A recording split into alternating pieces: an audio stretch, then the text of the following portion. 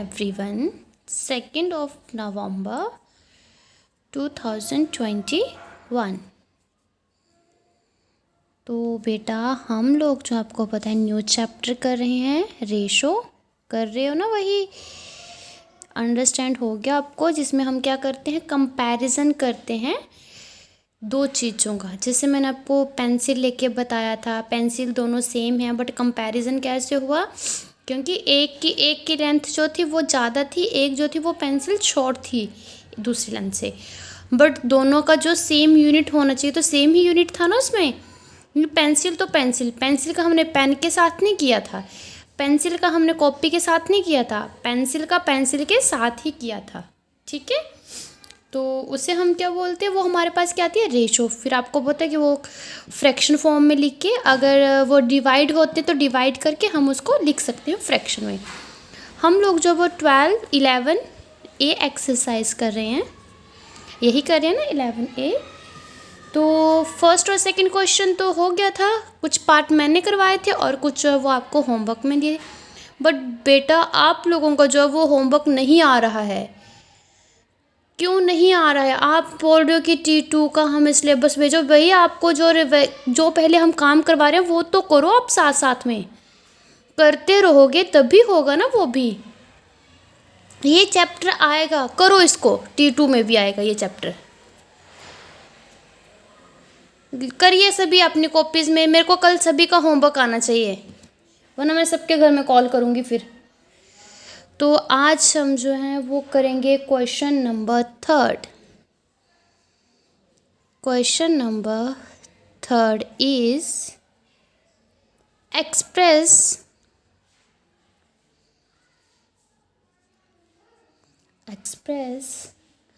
each of the following in ratio. आपने इसमें भी बेटा क्या निकालनी है, रेशो फाइंड करनी है। देखो आपको जो है ये क्वेश्चन में भी दिया है, express each of the following in ratio. तो जब भी पहले आपके पास क्वेश्चन होगा, आपने सबसे पहले क्या देखना है कि दोनों का यूनिट सेम है। बाय चांस उसमें यूनिट सेम नहीं है तो आप क्या करोगे, सबसे पहले काम उनका यूनिट क्या करोगे, सेम करोगे। सेम करने के बाद फिर उसको वो फ्रैक्शन फॉर्म में लिख के, मीन्स कंपैरिजन करके और डिवाइड करके या कट करके जो आपके पास आएगा वो आपके पास क्या होगी बेटा, उसकी रेशो होगी। इज़ दैट क्लियर ना? ठीक है, तो first one A part is, इसको आप ध्यान से करना। जो फर्स्ट 2 पार्ट थे वो विदाउट यूनिट के थे। फर्स्ट पार्ट में तो यूनिट था ही नहीं, सेकंड पार्ट में जो था वो यूनिट थे, बट वो सारे में क्या थे, सेम थे। अब थर्ड क्वेश्चन में भी वही चीज़ फाइंड करनी, बट इसमें क्या कर दिया कि इसमें क्या कर दिया है, यूनिट्स आपको अलग अलग दिए हैं, तो आपने उनको क्या करना है, पहले सेम करना है। सेम करोगे तभी आपने जो है उसको निकाल सकते हो। ओके, तो क्वेश्चन आपने पढ़ लिया, express each of the following in ratio. Date कितनी है, 2 नवंबर 2021। एक्सरसाइज हमारे पास है 11A, देन पेज हमारे पास है 1। ओके, फर्स्ट पेज पे हम लोग जो है ये चीज़ कर रहे हैं। तो first part A part, open your notebook and books. आपने जब भी ये वीडियो देखनी है तो साथ में आपने अपने बुक को भी ओपन करके रखना है कि क्वेश्चन क्या है, या फिर कई बार मैं ऐसे भी एग्जांपल करवाती हूँ तो आपने जो है अपनी नोटबुक पे ज़रूर राइट करना है। ओके, तो first one A part is 45 minute. MIN इसकी क्या है, शॉर्ट फॉर्म, MINUT, मिनट्स होते हैं, बट मैंने लिखा MIN मीन्स मिनट, पता है ना ये तो। रेशो 1, ONU 1 वाला 1, आर्ट्स HOURS, इसमें आपको पता है H जो है वो हमारे पास क्या आता है, साइलेंट माना जाता है, तो इसे हम क्या बोलते हैं, आर्ट्स। आपने अब इसको रेशो में निकालना है। 45 मिनट 1 आवर्स। दिख रहा है सबको? बिल्कुल क्लियरली दिख रहा है ना, विथ स्पेलिंग? ठीक है। तो बेटा सबसे पहले हमारा क्या काम होता है, पहले हम क्वेश्चन को राइट करते हैं, उसके बाद हमारा काम होता है कि हम क्या लिखते हैं, सबसे पहले सॉल्यूशन। क्या लिखते हैं? Solution. Right the solution, SOLUTION, solution. ये N है। मेरा थोड़ा मार्कर जो है वो थोड़ा मोटा चलता है, अगर किसी को अंडरस्टैंड ना हो तो वो पूछ लिया करो। सबसे पहले हम लिखते हैं सॉल्यूशन, और सॉल्यूशन में हम सबसे पहले बेटा क्या लिखते हैं, जो हमारे पास क्वेश्चन आता है हम वही चीज़ लिखते हैं। ये मैंने आपको बहुत बार बताया, हर एक क्वेश्चन में बताती हूँ कि बेटा वही चीज़ आप लिखा करो जो आपको पहले क्वेश्चन में आती है। ठीक है, तो देखिए ध्यान से, आपके पास क्वेश्चन क्या है, 45 मिनट और 1 आवर्स। ठीक, यही है ना, तो लिखते हैं हम भी 45 मिनट रेशो 1 आवर्स। तो मुझे बताइए, आपको इसमें ये सेम यूनिट दिख रहे हैं? ये मिनट है तो ये मिनट है नहीं, ये आवर्स में दिया है, मतलब घंटों में दिया है, ये मिनट में दिया है। आपको पता है जब भी हम क्लॉक को देखते हैं तो उसमें मिनट भी आते हैं, सेकंड भी आते हैं और आवर्स भी आते हैं। ठीक है, हम बोलते हैं ना जैसे 1 डे में, एक दिन में जो वो कितने आवर्स होते हैं, 24 आवर्स होते हैं। और मिनट को हम जो है, तो आपको पता है 1 घंटे में 1 आवर्स में कितने मिनट होते हैं, 60 मिनट्स होते हैं। बट ये दोनों हमारे पास जो वो सेम नहीं आए ना, ये दोनों सेम। ठीक है, तो अब हमें क्या करना पड़ेगा, सबसे पहले इन दोनों को सेम करना पड़ेगा। मिनट को आप आवर्स को जो वो मिनट में चेंज कर सकते हैं ना, क्योंकि 1 आवर्स में जो 60 मिनट्स होते हैं, यहाँ पे भी 60 आ जाएगा, यहाँ पे 45 आ जाएगा। देन हम जो है वो डिवाइड करके इसका क्वेश्चन कर सकते हैं, इजीली इसकी रेशो फाइंड कर सकते हैं। ठीक है, फिर हम नेक्स्ट लाइन में लिखते हैं गिवन। ये हमारे पास गिवन ही था, यहाँ पे आप लिखना गिवन। गिवन मीन्स जो हमारे पास गिवन है, जो हमें दिया है क्वेश्चन में। ठीक है, क्या दिया हमें क्वेश्चन में, 45 मिनट 1 आवर, 45 मिनट्स 1 आवर्स, ये हमारे पास गिवन है। ओके, गिवन है, तो अब हम इसको क्या करेंगे, चेंज। तो कैसे लिखना है यहाँ पे, the 2 quantities are not in the same unit. ठीक है, यही है ना, the 2 quantities are not in the same unit. ये दोनों क्वांटिटीज जो है वो सेम यूनिट में नहीं है ना, ये हमारे पास।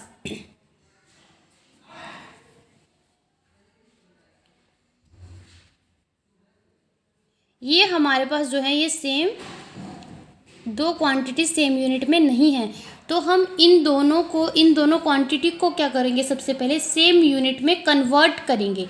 उसके बाद हम जो है देन फाइंड करेंगे रेशो। द 2 क्वांटिटीज, मम्मा चलिए,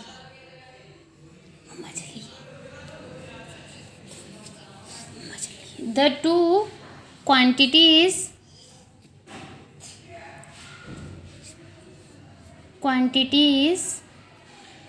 are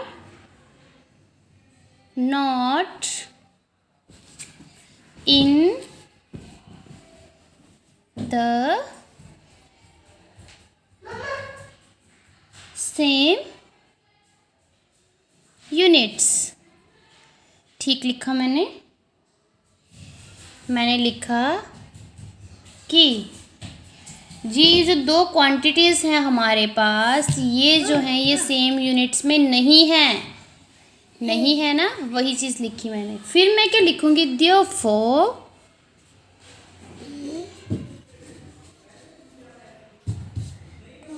Therefore, we have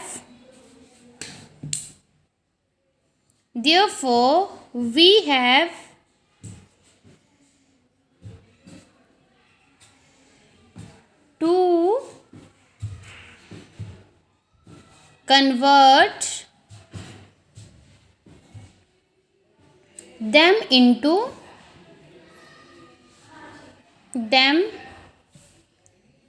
into same units.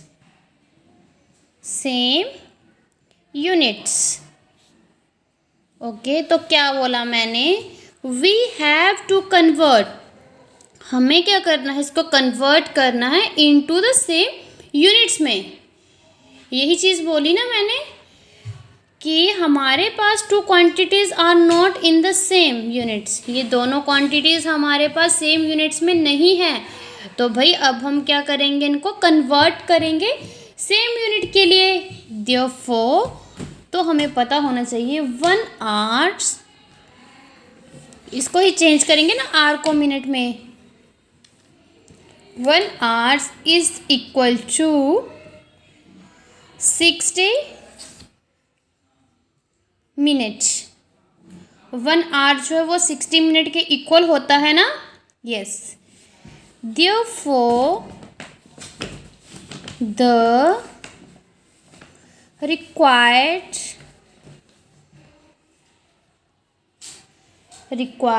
ratio is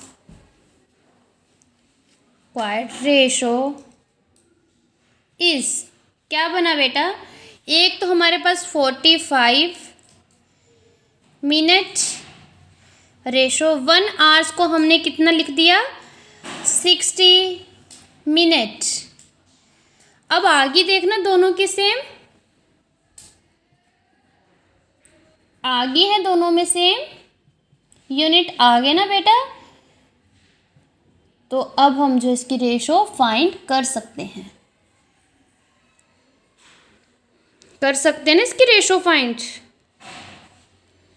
देखिएगा, अब एक भी हमारे पास मिनट में आ गया, दूसरे 2 क्वांटिटीज़ में क्या आ गया, अब सेम यूनिट्स आ गए, आगे दोनों में सेम यूनिट्स। अब देखना नेक्स्ट पेज पे करती हूँ मैं। इतना सबको अंडरस्टैंड हो गया ना कि कैसे किया है।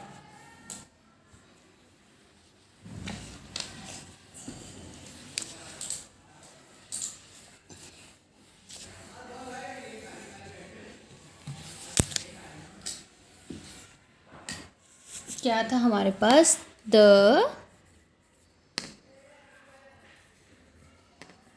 required ratio is 45 मिनट, और क्या था साथ में, 60 मिनट, यही था ना।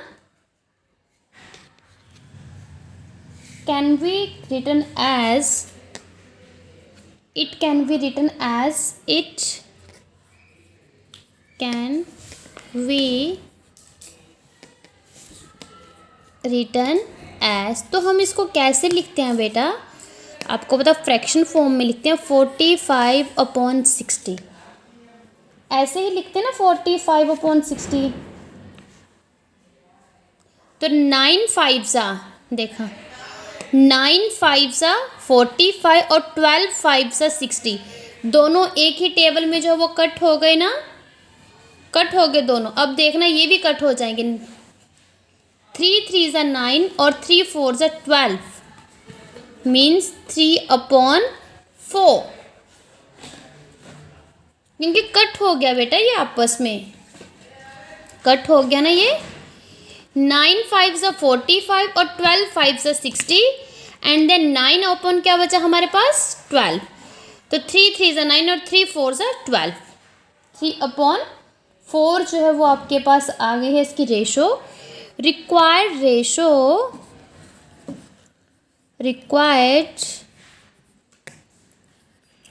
Ratio equal to 3:4। ऐसे ही हम लिखते हैं ना, तो ये आपके पास क्या आ गया, आंसर आ गया बेटा। क्या आ गई आपके पास, और ये हमारे पास था सेकंड पेज। ठीक, पता चल गया आपको क्या बोला मैंने। जो रेशो सबसे पहले हमने उन दोनों को क्या किया, चेंज किया, सेम दोनों क्वांटिटीज़ को सेम यूनिट्स में लिखा, चाहे वो अलग अलग थी। यहाँ पे 45 था या 1 आवर था, बट जो उसका यूनिट था वो हमने सेम किया, मिनट में चेंज किया। अब हमें पता है ये दोनों क्वांटिटी सेम है, सेम यूनिट है। फिर हम जो है वो इसको ऐसे लिखते हैं फ्रैक्शन फॉर्म में, कटिंग करके, मीन डिवीज़न करके। जिस किसी को कटिंग करने का पता नहीं चलते तो वो साइड में डिवीज़न कर सकता है, डिवीज़न मेथड से जो है उसमें फिर जो है लास्ट में आपके पास क्या आती है, रिक्वायर्ड रेशो। तो आपके पास आई 3:4। तो बेटा ये था आपके पास फर्स्ट क्वेश्चन। किसका था फर्स्ट क्वेश्चन? 11th ए के थर्ड क्वेश्चन का फर्स्ट पार्ट, ए पार्ट। ओके, अब देखना आप, आपके पास आता है बी पार्ट। बी पार्ट क्या है हमारे पास? B part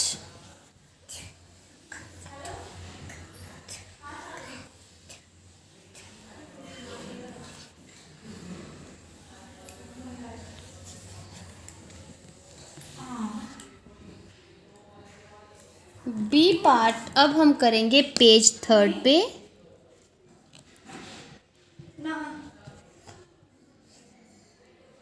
part B, question 3 का पार्ट बी। ठीक, ठीक है। तो पार्ट बी है हमारे पास 28 मीटर। रेशो हमारे पास आती है 40 डेसीमीटर। ठीक है, आपको पता है डीएम को हम क्या लिखते हैं बेटा? डेसीमीटर। और डीएम को हम लिखते हैं डेका मीटर। ओके, पता चल गई ये चीज़। ठीक है, तो ये हमारे पास क्या है? डेसीमीटर। डेसीमीटर है ये हमारे पास। अब आपको पता है ये मीटर है, ये डेसीमीटर है, मीन्स ये दोनों में जो है वो यूनिट जो है वो सेम नहीं है, सेम यूनिट नहीं है।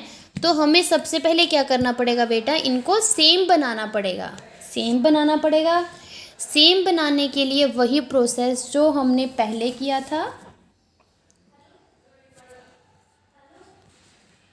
सबसे पहले हम क्या लिखते हैं? Solution.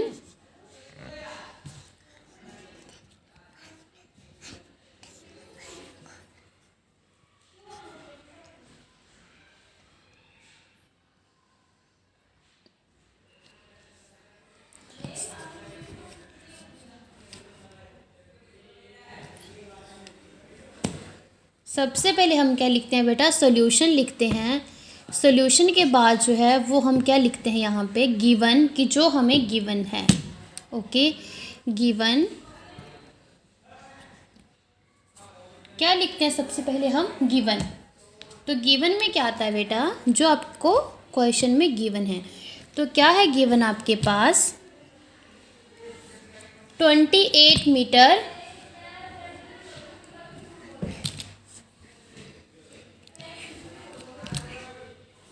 28 metre.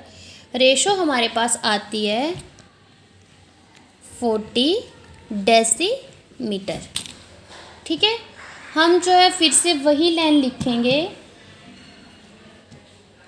The two quantities are not in the same units.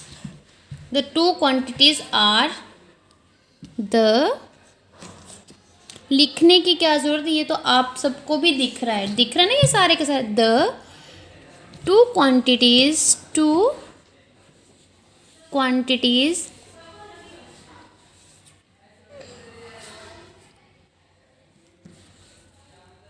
the two quantities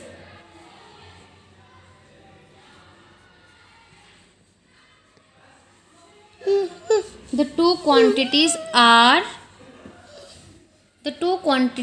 are not in the same units. ठीक है,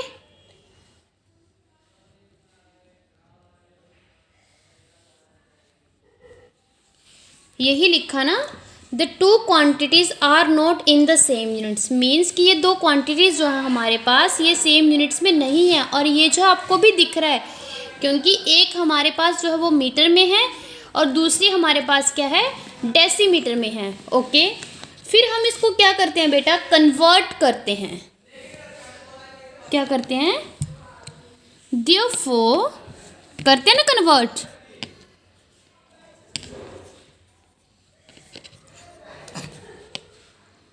Therefore, we have to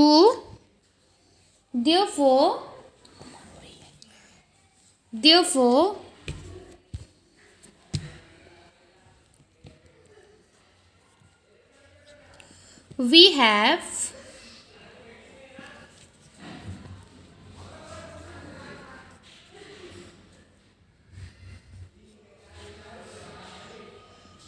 to convert, therefore we have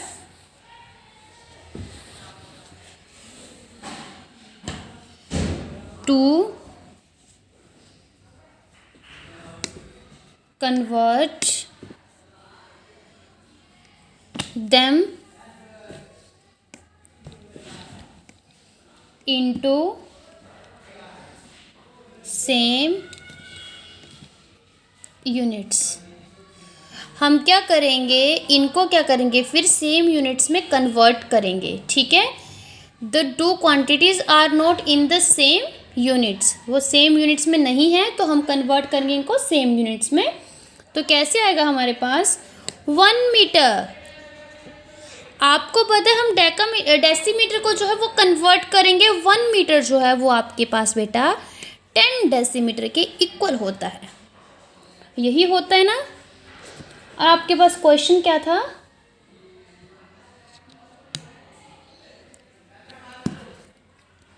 one metre 10 decimetre के equal, तो 28 metre को हम change कर देते हैं decimetre में, कर सकते ना। तो therefore 28 metre is equal to 28 multiply by 10 decimetre. कितना आ गया, 280 मीटर आ गया ना हमारे पास ये 280 मीटर। तो रिक्वायर्ड हमारे पास फ्रैक्शन क्या आ रही है बेटा, देयरफॉर रिक्वायर्ड रेशो इज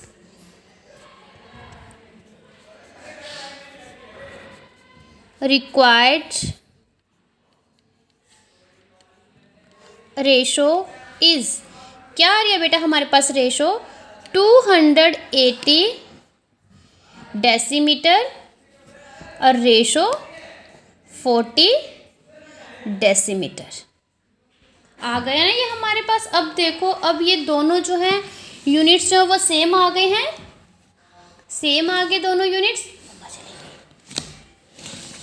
ठीक है, सेम यूनिट्स आ गए, यहाँ पे भी डेसीमीटर आ गया, यहाँ पे भी डेसीमीटर आ गया, दोनों में डेसीमीटर आ गया। तो हम जो है इसको अब इसकी रेशो फाइंड कर सकते हैं। इट कैन बी रिटन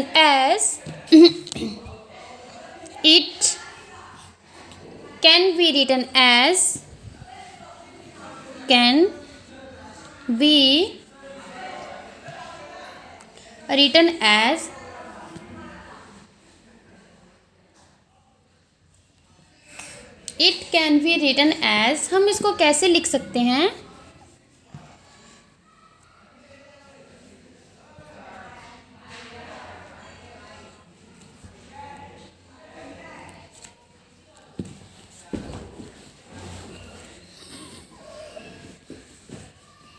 कैसे लिखते हैं बेटा हम इसको,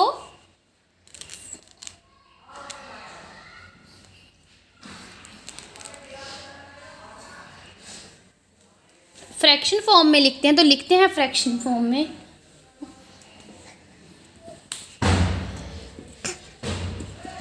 280 अपॉन 40, क्या लिखते हैं? 280 अपॉन 40,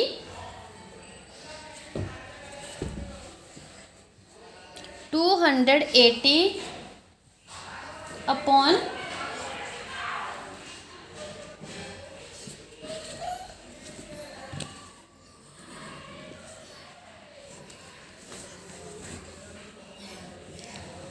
280 अपॉन 40, यही लिखते हैं ना।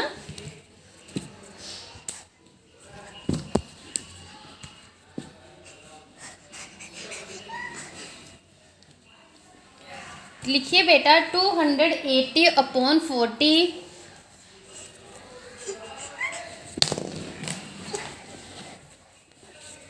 280 अपॉन 40, ठीक है। 280 अपॉन 40 लिखेंगे अब हम इसको।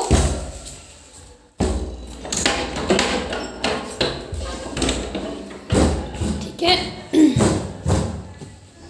280 अपॉन 40। तो अब हम इसको क्या करेंगे बेटा? कट करेंगे।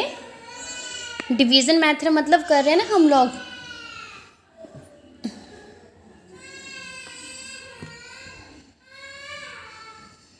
जीरो से जीरो कट होगी, कितना बचा? 28 अपॉन 4। तो 4 7 जा 4 1 जा 4, 4 7 जा 28, मीन्स 7 अपॉन 1। तो बेटा इसकी रिक्वायर्ड रेशो क्या बनी? 7:1। ये है आपके पास आंसर। देखा कितना इजी क्वेश्चन है। बस आपको जो है ये पता होना चाहिए कितने मीटर में कितने डेसीमीटर होते हैं, कितने डेकामीटर होते हैं। ठीक है, जब आपको ये चीज़ का नॉलेज होगी तभी आप जो है ये सारे के सारे क्वेश्चन निकाल सकते हैं बड़े इजी वे में। निकाल सकते हो ना फिर आप अच्छे से। और सबकी लाइन में जो है वो आपने सेम प्रोसेस लिखना है। ठीक, अब आपको जो वो ने 2 पार्ट करवा दिए। अब आप देखना थर्ड पार्ट जो है वो आप खुद कर सकते हो। कर सकते हो आप थर्ड पार्ट बेटा खुद। मैं आपको करवाती हूँ फोर्थ पार्ट। ठीक है, फोर्थ पार्ट जो है वो है 2 kg और ग्राम वाला। बट ये सेम ही है, सेम यूनिट्स हैं, इसमें तो कुछ भी चेंज नहीं करना है।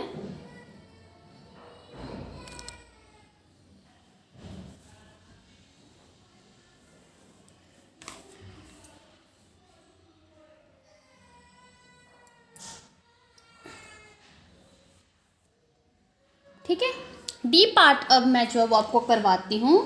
डी पार्ट इज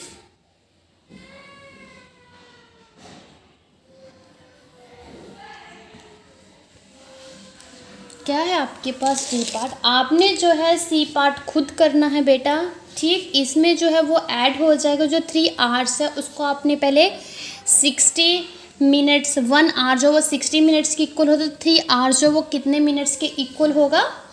3 को आप 60 से मल्टीप्लाई कर दोगे 180 मिनट्स। 180 मिनट्स प्लस आपको 45 मिनट्स रखा है, तो मीन्स आप क्या देखिएगा 3 आवर्स 45 मिनट बोला है और रेशो किसके 90 मिनट्स में। तो इसको आप जो है वो पूरे को ये आवर्स में, इसको आप किस में चेंज कर लो? मिनट में चेंज कर लो। कैसे करोगे मिनट में चेंज? तो ऑलरेडी आपके पास 45 मिनट है। देन यहाँ पे जो होगा उसको आप प्लस कर लेना 3 आवर्स। 3 आवर्स मतलब 1 आवर में 60 मिनट है, तो 3 आवर में कितने मिनट होंगे?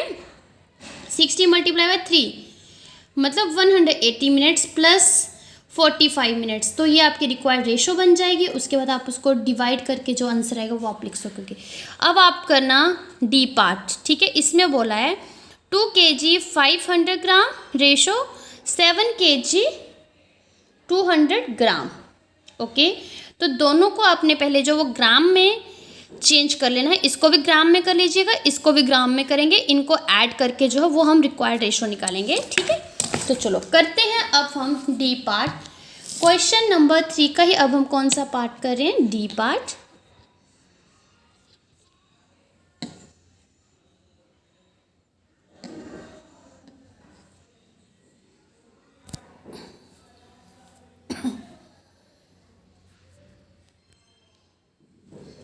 पार्ट है आपके पास 2 kg 500 gram ratio 7 kg 200 gram. Okay, यही है क्वेश्चन आपके पास। 2 kg 500 gram ratio 7 kg 200 gram. Okay, यही है ना बेटा। सबसे पहले हम क्या करते हैं, right the solution. Right the solution given. क्या है आपके पास गिवन, जो हमारे पास क्वेश्चन होता है हम उसी चीज़ को लिखते हैं। 2 kg 500 gram ratio 7 kg 200 gram. Okay, तो क्या लिखेंगे हम इसमें, the two quantities are not in the same units. The two quantities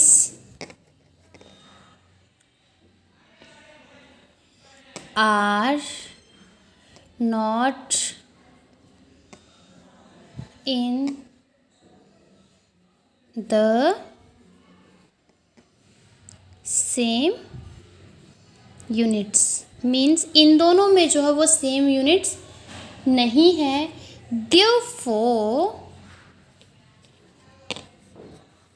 Therefore, we have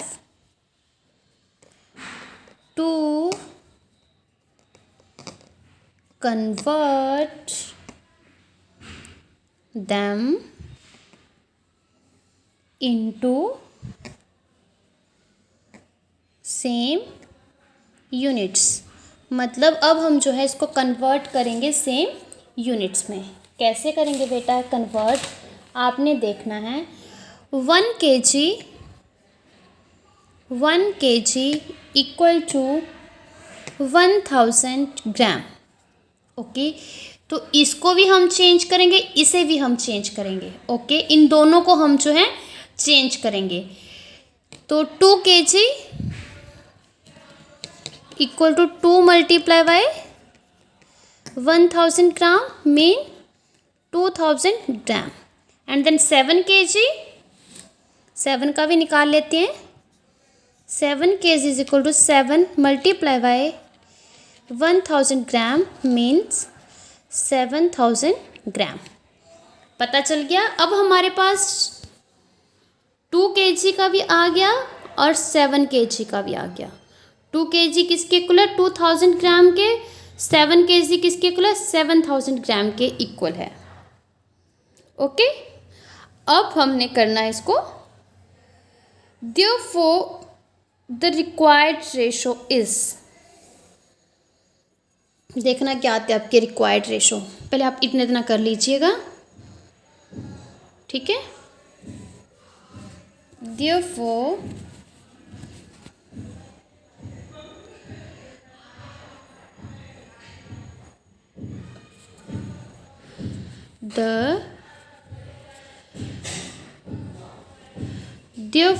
the required ratio is, next page पे ही करते हैं क्योंकि फिर हम आगे का भी वो क्वेश्चन करेंगे पूरा। ये आ रहा है हमारे पास पेज नंबर 5।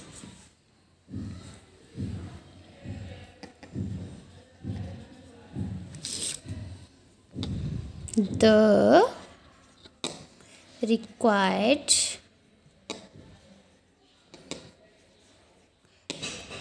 रेशो इज, क्या आ रहा हमारे पास बेटा,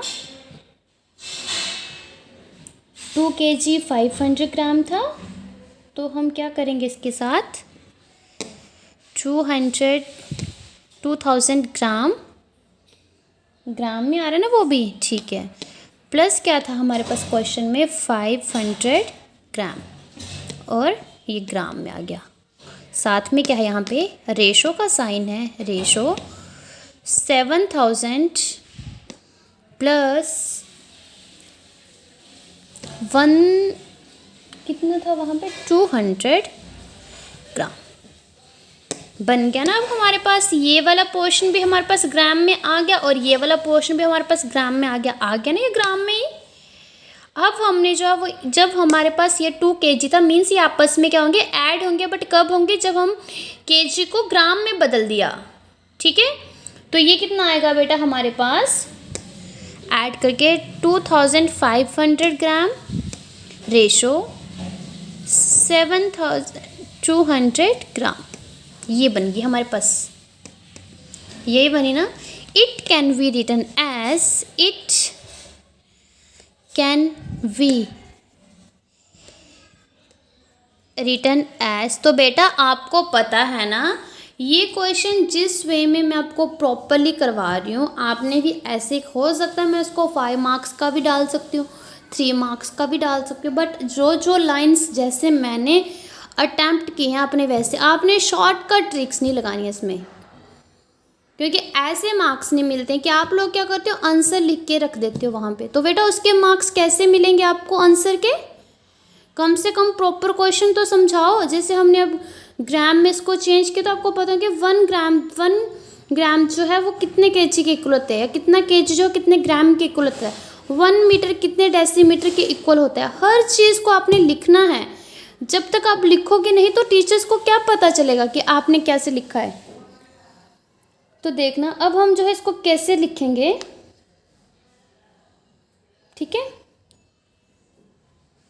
हमारे पास क्या आता है बेटा, कैसे हम इसको राइट करते हैं फ्रैक्शन फॉर्म में, 2500 अपॉन 7200, 2 से 2 जीरो कैंसिल हो गया, हमारे पास कितना बचा 25 अपॉन 72। तो आपको पता है ये तो एक टेबल से कट होंगे नहीं, क्योंकि यहाँ एंड में 5 है और यहाँ पे 2 है, ये प्राइम नंबर है, और देन ये 5 जो है ये प्राइम नंबर नहीं है, और ना ही मतलब ऐसे नहीं, अगर ये 2 के टेबल में आता तो ये 2 के टेबल में नहीं आता है। तो हमारे पास क्या आएगी, thus required ratio is, thus required ratio is equal to 25/72 is your answer. हो गया आपको अंडरस्टैंड ना कि हमने ये क्वेश्चन जो है वो कैसे निकालने हैं, चल गया पता बेटा।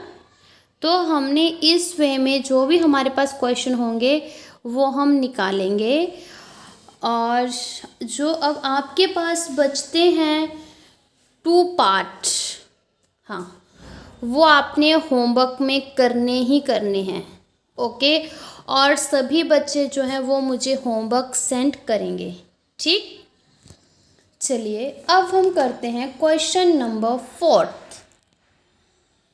क्वेश्चन नंबर 4 जो है वो क्या है, बस उसमें भी स्टेटमेंट दी है और आपने क्या करना है उस स्टेटमेंट को पहले अंडरस्टैंड करना है, फिर वैसे ही रेशो जो है वो लिखनी है कि हमें उसमें बोला क्या है और हम क्या करेंगे। ये आ रहा है हमारे पास पेज 6, ओके। तो हमारे पास क्वेश्चन नंबर 4 है, क्या है question number 4, express in ratio, express in ratio, ठीक है। आपने जो है इनको रेशो में एक्सप्रेस करना है बेटा। ये रेशो का चैप्टर है तो मीन सारे के सारे जो भी हमारे पास क्वेश्चन होंगे वो भी किससे रिलेटेड होंगे, रेशो से ही रिलेटेड होंगे। सभी क्वेश्चंस में हमने क्या करनी है, रेशो ही फाइंड करनी है। तो इसमें जो है वो हमारे पास फर्स्ट पार्ट जो है वो है ए पार्ट, उसकी स्टेटमेंट है वर्क क्या होता है, काम of building, BUILDING।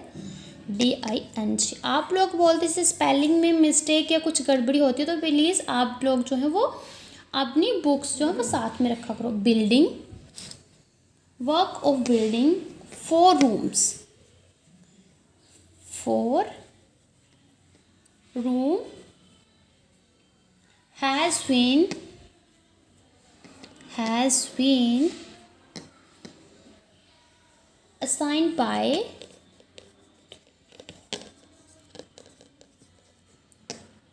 to 28 labour. देखो बेटा, बिल्डिंग में कितने रूम्स हैं, 4 हमारे पास रूम हैं और लेबर कितनी है वहाँ पे, 28। देखो तो बन गई है हमारे पास रेशो ना। आपने क्या करना है, स्टेटमेंट अंडरस्टैंड करके ही रेशो बनानी है। वर्क ऑफ बिल्डिंग में जो है वो 4 रूम है, has been assign to 28 labour, ये चीज़ आपको बोली है। तो आप इसकी रेशो कैसे लिखोगे, राइट द सॉल्यूशन। सबसे पहले आपको कितना बोला है, 4 लिखिएगा 4, और बोला रेशो निकालने के लिए लगाइएगा रेशो एंड देन कितने 28, तो 4 रेशो 4 28 ये आती है ना। It can be written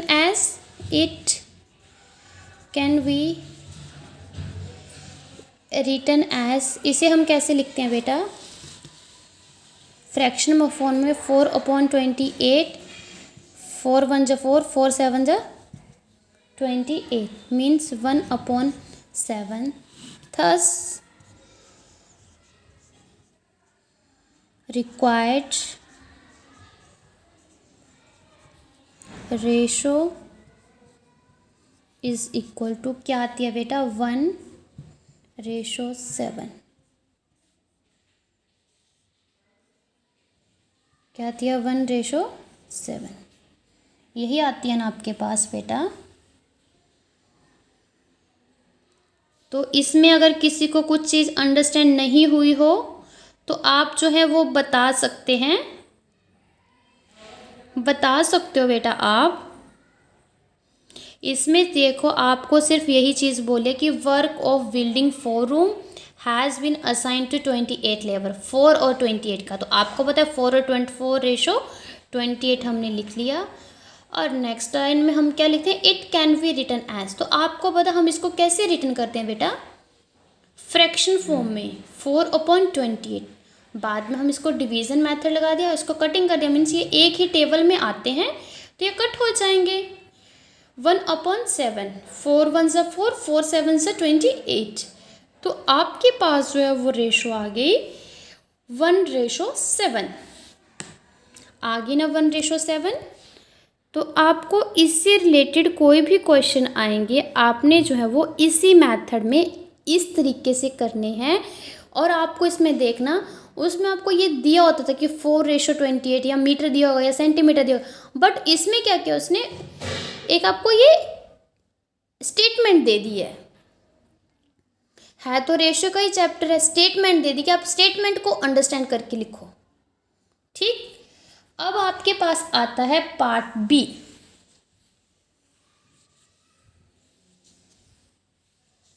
B part is, ये आ रहा है आपके पास 7th पेज।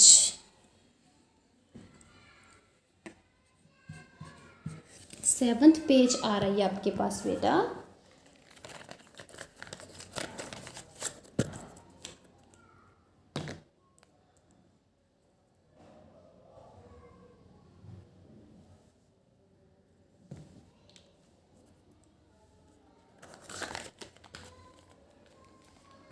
ठीक है, 7th पार्ट आ रहा है ना ये आपके पास। थोड़ी सी वो मेरी इंक ख़त्म हो गई थी, इंक भर रही थी इसमें। ओके, तो तो क्या आता है बेटा आपके पास 7th part, sorry question 4th का B part.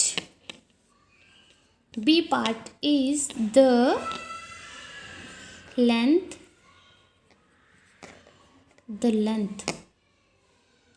of a square. Length किसकी? स्क्वायर के इज 1/10. TENTH. तो आपको तो वैसे ही पता है कि 1/10 को कैसे राइट करते हैं, ऑफ इट्स एरिया. तो इसका एरिया मतलब आपको जो है वो लेंथ दिए तो एरिया क्या होगा, means of its length. The length of A square is 1/10 of its area. तो बेटा आपको तो पता है हम लोग कैसे लिखते हैं इसमें सॉल्यूशन. 1/10 को हम कैसे लिखते हैं बेटा, वैसे इसमें 1 है और 10 आया, मीन्स 1/10. यही आया ना. तो आप ऐसे भी लिख सकते हो, it can be written as. हम इसको कैसे लिखते हैं 1/10. यही लिखते हैं. ये कट तो होगा नहीं, मीन्स ये एक उसमें तो आता नहीं है टेबल में. Thus the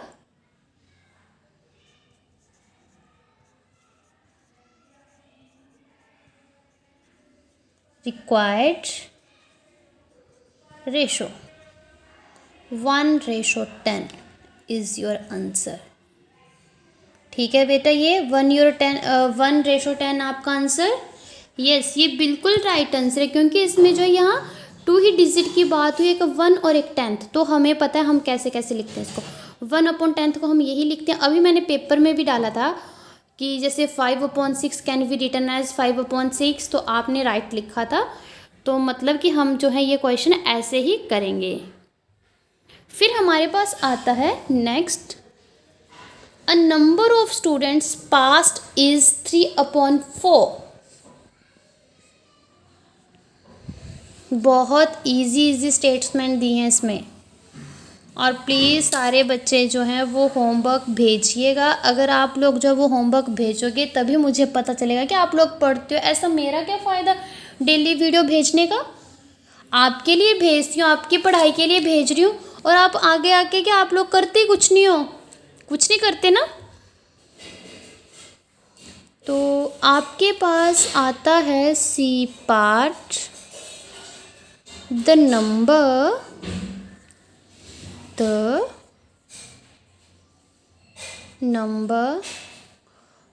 of twice.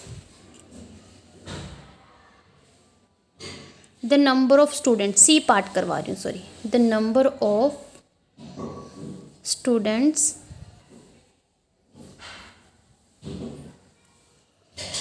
Passed is 3/4 in the exam.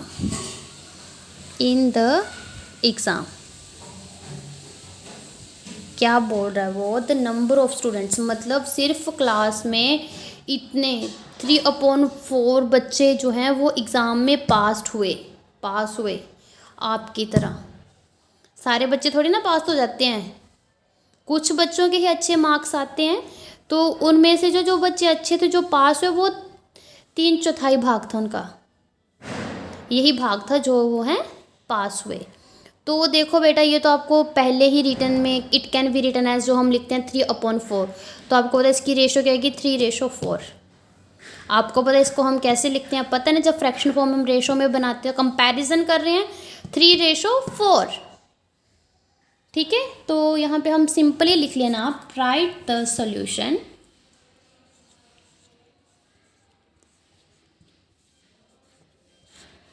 ठीक है, सॉल्यूशन हमने लिख लिया. क्या आएगा, given 3/4. Thus the required ratio is equal to 3:4। यही आई ना हमारे पास 3:4। तो ये आपके पास आ गया सी पार्ट का आंसर। और ये है हमारे पास पेज 8। देखिए बेटा, ये मैंने सिंपल ही किया। क्यों किया? क्योंकि ऑलरेडी राइट था कि हम फ्रैक्शन फॉर्म में ऑलरेडी था। ये देख लीजिएगा, आप अपनी बुक खोल के भी देख लेना कि इसमें ऑलरेडी था।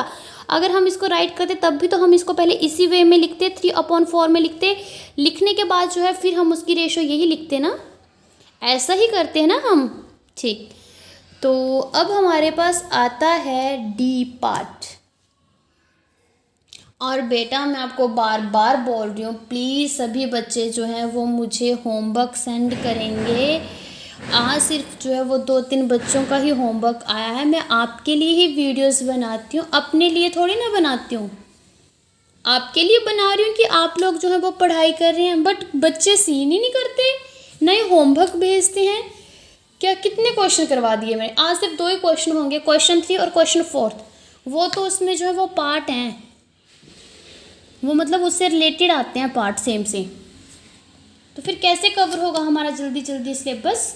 जल्दी जल्दी जो सिलेबस हो जाएगा फिर आप रिवीजन करना आराम से। मतलब आपको आपकी मैथ की पूरी बुक फिर आती होगी ना। फिर कितने मज़े की बात होगी कि भाई हमें अपना मैथ पूरा आता है। बोल सकते हो ना आप। मुझे कल से सबका जो वो होमवर्क आना चाहिए। प्लीज़ वीडियो को देखने के साथ साथ जो है वो सुना भी करो, उसकी वॉल्यूम भी रखा करो। ऐसा नहीं है कि देखते हो और सुनते नहीं हो आप। मैंने बार बार जो वो वीडियो में बोला होता है, होमवर्क सेंड कीजिए, होमवर्क सेंड कीजिए, होमवर्क सेंड कीजिए। सो प्लीज़ होमवर्क सेंड कीजिए। मैंने बोला था आपको, जो क्वेश्चन पेपर आपको करवाया था कि उसमें जो है वो आपने वो सारा ही मैंने सारा आपको करवाया ना उसकी रिवीजन। वो अपने प्रॉपर क्वेश्चन मेरे को भेजना था, पूरा फर्स्ट पार्ट से लेके लास्ट तक, वो पूरा 50 मार्क्स का। बट सभी बच्चों ने वो नहीं भेजा। बच्चों ने क्या किया, पेपर किया और फिर लेफ़्ट कर दिया ग्रुप। तो भाई वो हमें सब पता चलता है कि कौन बच्चा जो वो लेफ़्ट हो रहा है, कौन पेपर दे रहा है और कौन जो वो नहीं दे रहा है। कौन पेपर दे रहा है, पेपर के साथ साथ होमवर्क भी सेंड कर रहा है, उसमें जो वो सब रिकॉर्ड होता है फ़ोन में। ओके, तो अब देखना आपके पास आता है डी पार्ट। डी पार्ट हमारे पास है द नंबर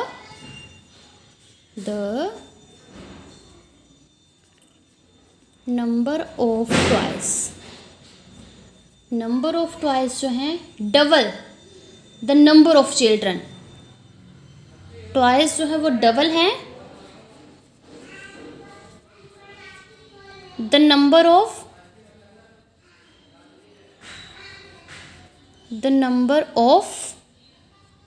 चिल्ड्रन।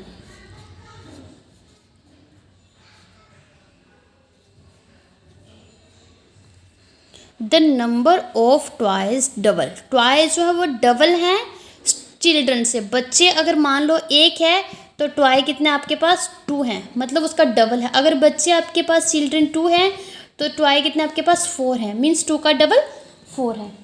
यही चीज़ बोलिए ना आपको। तो आपने जो है वो कुछ भी ले लेना है।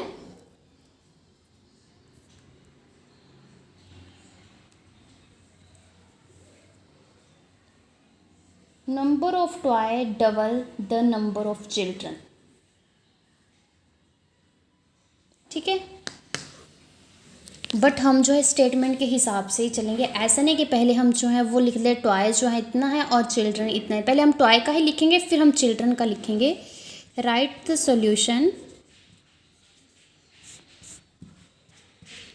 हम लिखेंगे number of toys, number of, क्योंकि पहले हमें यहाँ पे टॉयज की बात की है। नंबर ऑफ टॉयज कितने आपके पास, नंबर ऑफ चिल्ड्रन कितने पहले, बट वो लाइन हमारी नीचे आएगी, number of children.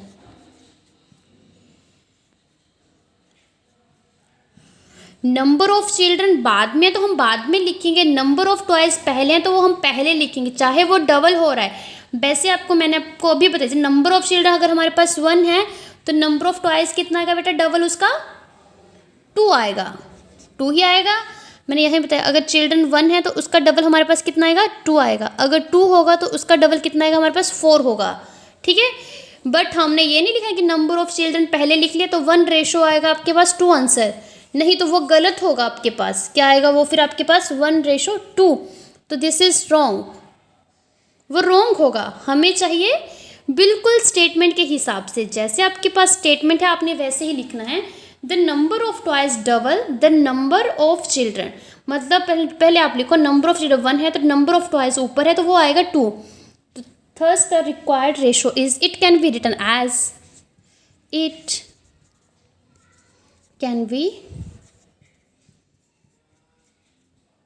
written as 2/1. Thus the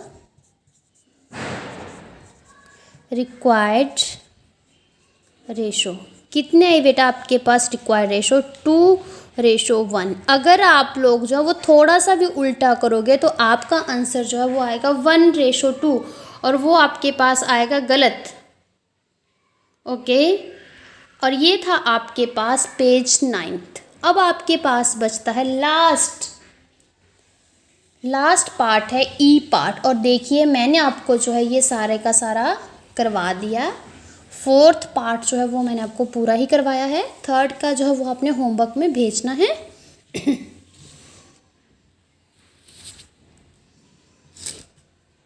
ये आपके पास 10th पेज, इसमें जो ई पार्ट है आपके पास वो है travel, time,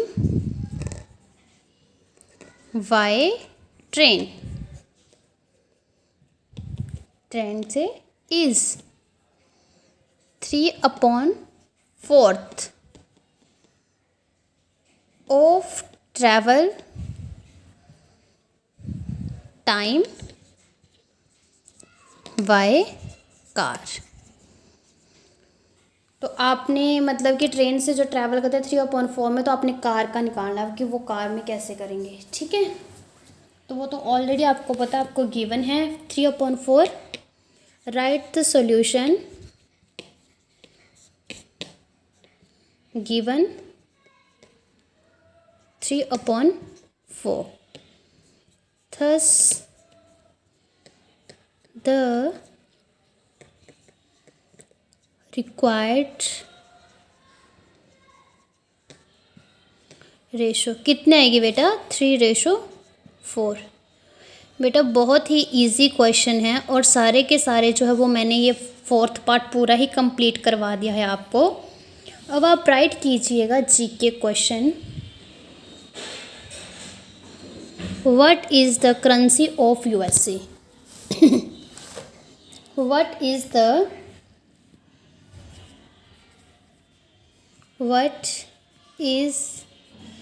the currency of USA? USA की करेंसी क्या है? जैसे हम लोग जो रुपीज़ में करते हैं ना, तो यूएसए में क्या है बेटा, आंसर है डॉलर। उनका आता है $1, $2, $3, DOLLAR, क्या आता है उनका, डॉलर। अब उसके साथ जो है अब आपने राइट करना है होमवर्क। होमवर्क में आपका आएगा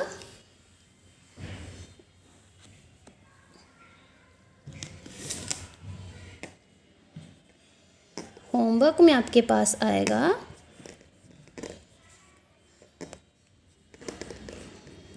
पहले तो आपके पास आएगा जो आपने किया है क्वेश्चन नंबर 3 का ऑल पार्ट करने आपने।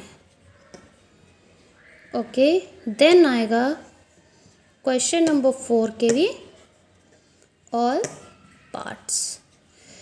प्लीज़ स्टूडेंट्स, आपने जो है वो साथ में मुझे पूरा मुझे होमवर्क सेंड करना और टेबल करने हैं आपने 25 to 28। ओके, तो ये रहेगा आपके पास होमवर्क। होमवर्क के साथ साथ जो है वो आपने ये स्टडी भी करना है अच्छे से कि हमने क्या पढ़ा है क्या नहीं पढ़ा। हमने रेशो पढ़ा है, ठीक है, वो होता है कंपैरिजन होता है। Thank you for class. Okay, bye bye, take care.